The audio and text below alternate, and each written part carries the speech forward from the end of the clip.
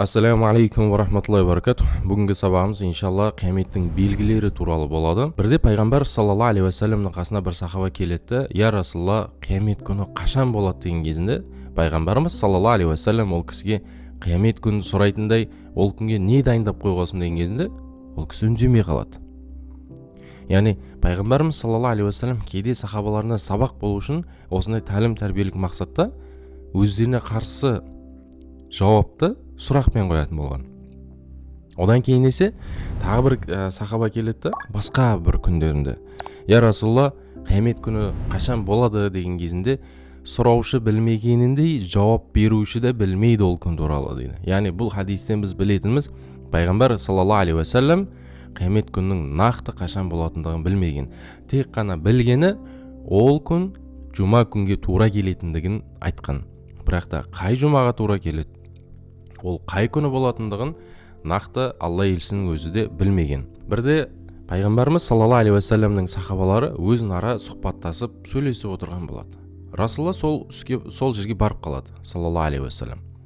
Не туралы сөйлесіп жатсыңдар дегенде, ол кісілер қиямет туралы сөйлесіп жатқандығын айтады. Яғни сол күні болатын оқиғалар, мұнафықтар менен мүшриктерге түсетін ауыр күнәлар менен, яғни соның азабы туралы сұхбаттасып отқан кезінде, біліңдер, мынау оқиғалар болмайынша қиямет орын алмайды деп қияметтің үлкен белгілері туралы айтып өтеді. Бұл туралы алдағы сабақтарымызда иншалла өтеміз. Ал бүгін есе біз хадистерде келген, ғалымдарымыз жинақтаған қияметтің кіші белгілері туралы сөйлессек. Яғни кіші белгілерінен ең біріншісі бұл рибаның кеңінен тарауы. Яғни өсім қорлықтан ризықтанбайтын адам қалмайды. Ол қалай болады? Сіз бен мен өсім алмауға, рибаға жақындамауға әрекет етіп жүрміз. Яғни пайыздық мөлшемелермен ақша адамдардан алмай жүрміз. Бірақ ғалымдарымыз айтады, сондай бір күн келеді, рибадан ризықтанбаған адам қалмай қалады дейді. Мысалға, мен бір той жасау мақсатында рибаға, өсімге ақша алып той жасауым мүмкін. Сол ақшадан келген азық түлік жеміс жидекпенен қонақтарымды ризықтандырып жатырмын. Немесе осыған ұқсас түрлі бір жиындарға, дастархандарға барған кезімізде де ол жерде де белгілі бір дәрежеде рибаның әсері болуы мүмкін. Осы нәрсені айтады. Одан кейінгісі есе туысқандық қарым-қатынас адамдардың ортасында әлсірейтіндігі. Шындығында қазір біз туысқандарымызбен бұрынғыдай араласпаймыз. Ата-аналарымыз өзін ағайындарменен араласқандай да араласа алмай жатырмыз. Бірақ олар намаз оқымаған, олар діннен хабары болмаған, әйтсе де туысқандық қарым-қатынасты жақсы ұстаған. Біздің уақытқа келбесе, туысқандық қарым-қатынасты үзе салу, немесе бұл нәрсеге салғырттықпен қарау кеңінен тарап жатыр. Бұл да қияметтің кіші белгілерінен екен. Егер мүмкіндік болатын болса, туысқандармен жақсы қарым-қатынаста болу керек. Бұл пайғамбар саллаллаху алейхи ва саллямның сахабаларына және үмбетіне міндеттеп кеткен дүниелердің бірі.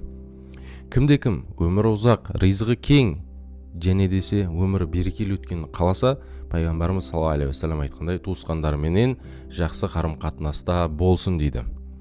Туысқандық қарым-қатынасты үзбеу дегеніміз олар тоқтатқан кезде біз жалғастыруымыз. Олар үзсе де біз үзбеуіміз.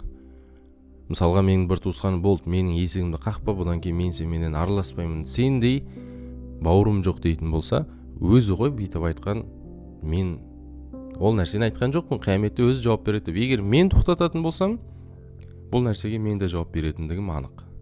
Яғни осындай бір мәселелер бар. Біз туысқандық қарым-қатынасты олар үзсе де біз үзбеуіміз керек. Ақыретте олар сұралса да біз өзіміздің басымызда амандықта сақтауымыз керек. Одан кейінгі белгісі есе адамдардың арасындағы қаржылай айырмашылықтың көрінуі. Мысал ретінде, яғни бір топ адамдар болады, олар өте бай болып кетеді, бір топ адамдар болады, олар өте кедей болып кетеді. Яғни осындай топтық айырмашылықтың болуы. Қазіргі заманда да өкінішке орай бұл нәрселер болып жатыр.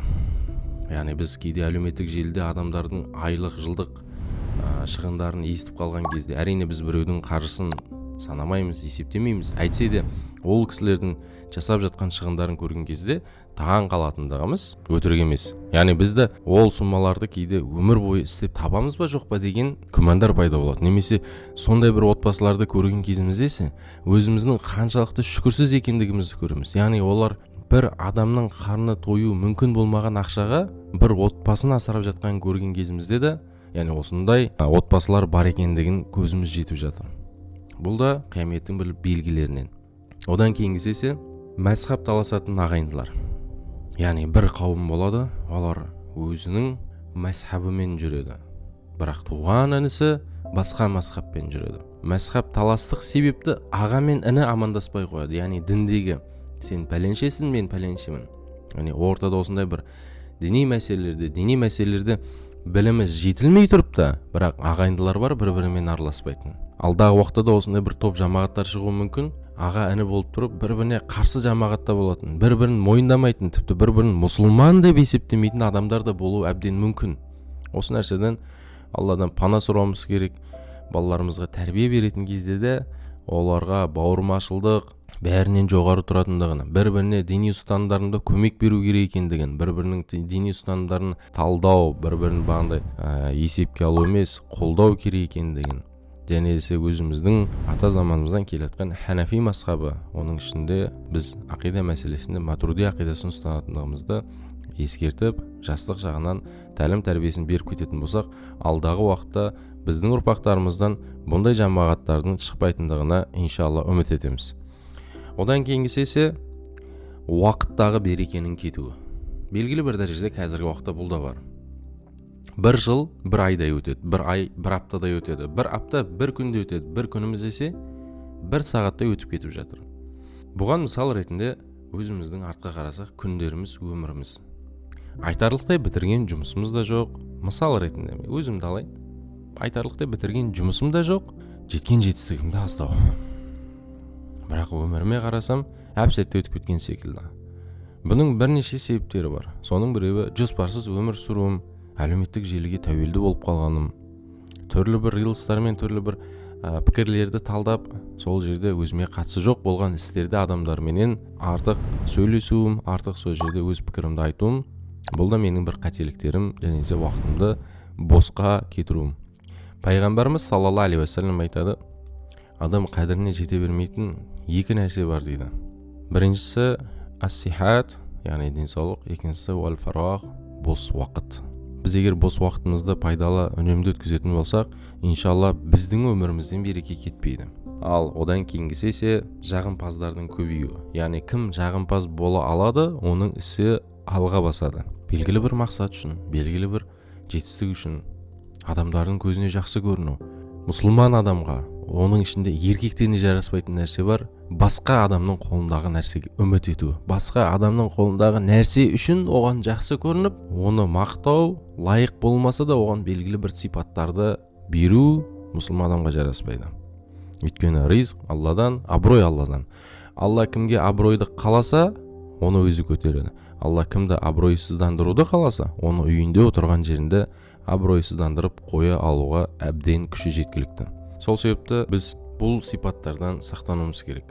Бүгінгі сабағымыз иншалла осыменен тәмам. Алдағы сабақтарымызда да әлі қияметтің кіші белгілері туралы сөйлесіп өтеміз.